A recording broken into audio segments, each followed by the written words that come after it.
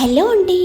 ఈరోజు చాలా special and healthy breakfast గోధుమ రవ్వతో ఊతప్పం. గోధుమ రవ్వ అనగానే చాలామంది ఉప్మా చేస్తారు. అలా కాకుండా ఒక్కసారి ఇలా హెల్దీ బ్రేక్ఫాస్ట్ చేయండి. మనం తీసుకునే ఫుడ్లో బ్రేక్ఫాస్ట్ అనేది చాలా హెల్దీగా స్కిప్ చేయకుండా తీసుకోవాలి. ఎవరైతే ఇంట్లో డయాబెటిస్ అంటే షుగర్ పేషెంట్లు ఉన్నారో వాళ్ళు కూడా హ్యాపీగా ఈ బ్రేక్ఫాస్ట్ తీసుకోవచ్చు. ఎక్కడ మనం రైస్ని అనేది యూస్ చేయలే కదా, బియ్యంని.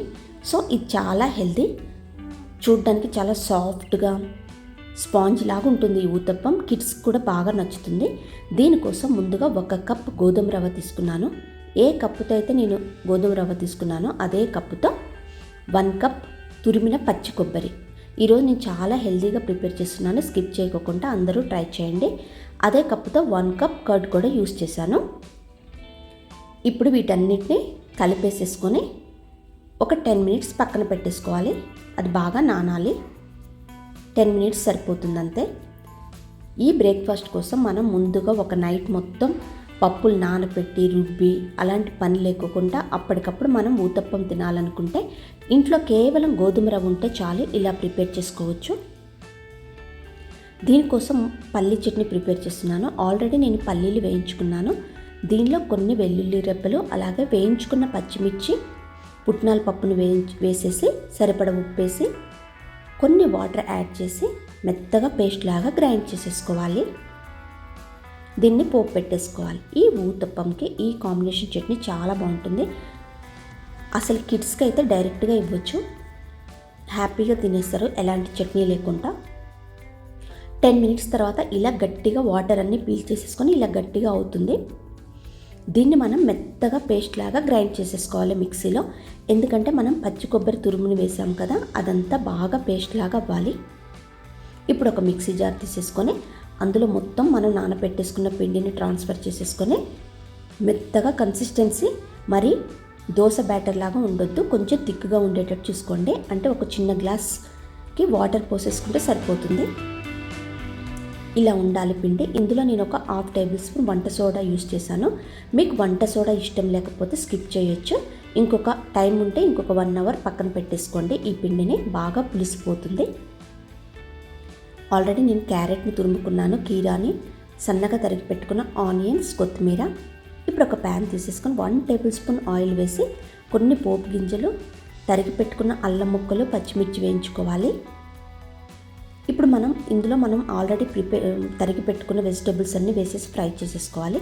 జస్ట్ 2 మినిట్స్ పచ్చి వాసన పోతే సరిపోతుంది. అంటే షాలో ఫ్రై సరిపోతుంది, బాగా కుక్ అవ్వాల్సిన అవసరం లేదు వెజిటేబుల్స్. ఇందులో కీరాని మాత్రం ఫ్రై చేయొద్దు. కీరాని డైరెక్ట్గా వేసేసుకోవాలి, అందులో వాటర్ కంటెంట్ ఉంటుంది. కీరాని వేయించొద్దు. ఓన్లీ క్యారెట్ని, ఆనియన్, కొత్తిమీర, పచ్చిమిర్చి, అల్లంని ఇలా జస్ట్ షాలో ఫ్రై చేసేసుకొని మనం ముందుగా ప్రిపేర్ చేసుకున్న పిండిలో వేసేసుకోవాలి. కీరాని కూడా డైరెక్ట్గా ఇలా వేసేసుకోవాలి. ఈ వెజిటేబుల్స్ అన్నీ ఈ పిండిలో కలిపే విధంగా వేసేసుకొని ఈ టైంలోనే కొంచెం సాల్ట్ కూడా అడ్జస్ట్ చేసేసుకోండి.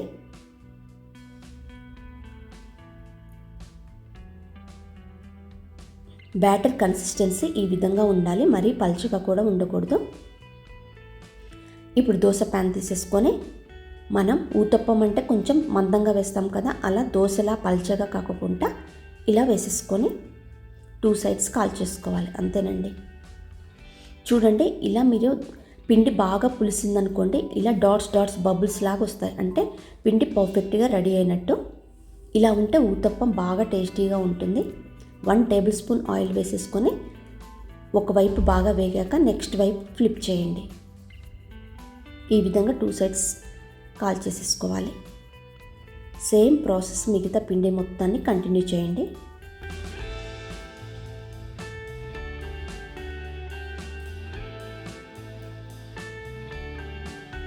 ఇలా గోధుమ రవ్వతో ఒక్కసారి బ్రేక్ఫాస్ట్ ట్రై చేసి చూడండి.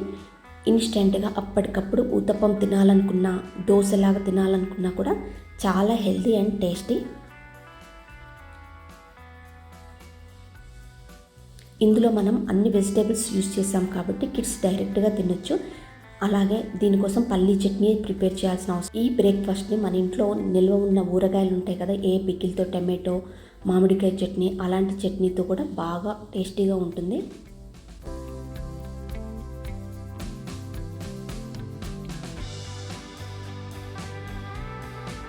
ఇలా మిగతా పిండితో ఎన్ని ఊతప్పాలు కావాలంటే అదే ప్రాసెస్లో వేసేసుకొని డిష్ అవుట్ చేసేసుకొని మీకు నచ్చిన చట్నీతో ఎంజాయ్ చేయండి.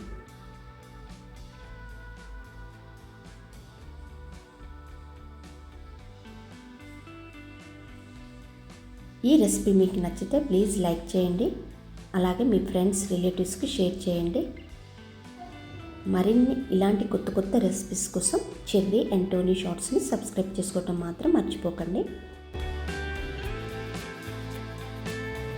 Thanks for watching. Bye bye.